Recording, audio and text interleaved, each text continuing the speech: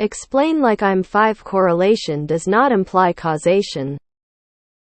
I've seen this referenced a lot, especially with psychology. But can someone explain what exactly it means? How does correlation not imply causation? Sometimes. Does correlation ever imply causation? Probably better to say that correlation alone doesn't prove causation. However, it certainly is a big clue that should be investigated.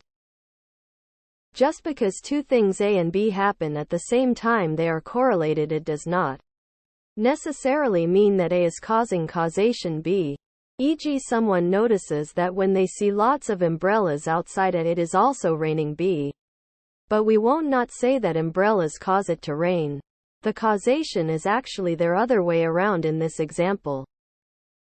Correlation just means two things are related, such as ice cream sales and burglary. But one is not causing the other. They both just happen to occur more when it's warmer out. If something is the cause of another thing, it's no longer just correlation. And now you have a dependent and independent variable relationship. A simple explanation. A shaman gets up every day and chants to the horizon. As he chants, the sun comes up. He says the sun rose because of his chants. Correlation: every time the guy chants, the sun comes up. It's been doing so every day for years. Causation: there is none. He did not cause the sun to rise. He's full of shit. Everyone who drinks water will die. This is correlation not implying causation. Everyone who drinks heavily irradiated water dies. This is a correlation implying causation. The phrase doesn't mean it can never. It means that it often doesn't. The way I explain it is, people with older children die sooner. But in most cases older children do not cause their parents to die. Just that older children and parental death occur together but are unrelated. Cities with more churches also have more alcoholics. There is a big correlation between these two factors. However, they are just correlated. There's no causal link between these two variables. The real answer is larger populations have more of both. Correlation never implies causation because that's an assumption. And scientifically, we don't want to be making assumptions. We want to dig into the stats and see if the causation is real. Realistically, sometimes we can make an assumption.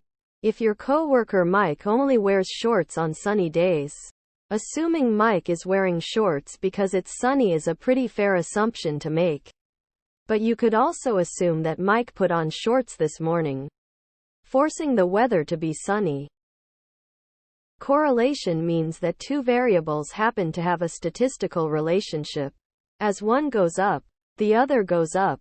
Or, if one goes up, the other goes down. But that relationship might be a complete coincidence, or they might both be caused by the same underlying factor but are not directly related at all.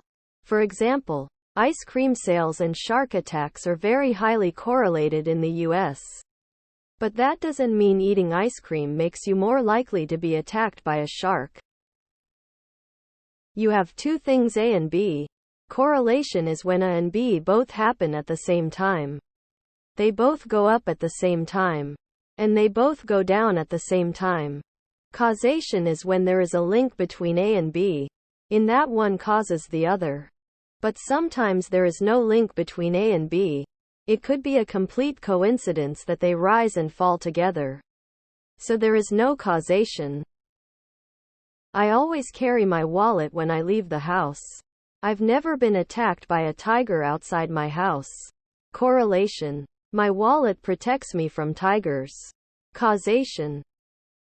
Say a friend starts eating a lot of pineapple, and then suddenly he progressively gets promoted.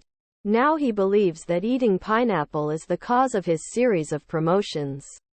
Correlation does not imply causation. Unless all Olympic 100 meters sprint winners wore running shoes. This doesn't mean, however, that wearing running shoes will make an Olympic Games 100 meters winner. Correlation: two things happen at the same time, seemingly regularly. Causation: one thing makes another happen. So my son gets off the bus every school day at about 3:25. Every day at about 3:00 I want to take a nap. Now, my desire for a nap doesn't make his bus arrive. His getting out of school 2:50 doesn't make me tired. They just happen together. It's like parallel lines and perpendicular lines. Parallel correlation lines go in the same direction but don't cross. Perpendicular causation lines cross each other. Something people like to throw out there to dismiss something that doesn't align with their beliefs. Just because two things happen at the same time does not necessarily mean that one caused the other. Often with such fallacies, it can look like those two things are linked, since they are contextually related. However, with a bit of critical thinking, you can see that they happened completely independent of each other and one did not cause the other. John and Mike are walking down the street. Mike falls into a hole. This happens every day for a year. The correlation is that John was with Mike every time Mike falls in a hole. Saying Mike shouldn't walk with John anymore every time he does, he falls in a hole, requires more evidence than is provided. The cause of Mike falling in the hole is not demonstrated. It could be that John pushes Mike, or it could be that Mike is blind and can't see the warning sign in front of the hole. Correlation: B happened after A. Causation: B happened because of A. Correlation does not imply causation. Tells you that one thing happening before another doesn't mean the first thing caused the second thing. Basically, two things may occur at the same time, without one being the cause of the other. When you're looking at two events alone, it's entirely missing context and not taking other events into account. Correlation can often be an indication of causation, but it is not necessarily so. Sometimes there's no relation at all between two trends. Other times there is another factor at play. For example, there is a positive correlation between ice cream cone sales and drowning deaths. When people start buying ice cream, the number of people dying by drowning goes up. This doesn't mean that eating ice cream makes people drown though. It's that ice cream sells best in the summer.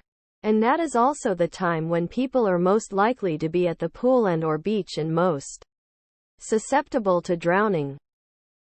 There are more storks in the villages than in the cities. More babies are born in the villages than in the cities. It must be true, storks do bring babies.